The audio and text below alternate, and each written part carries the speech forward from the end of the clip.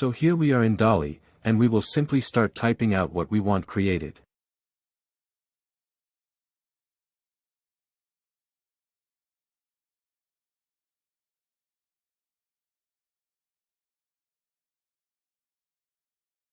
Now simply press Enter or the Generate button.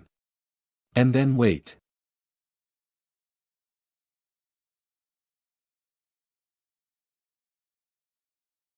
And here are your results. DALL-E will give you 4 options to pick from, but you can regenerate to give different pictures if you like.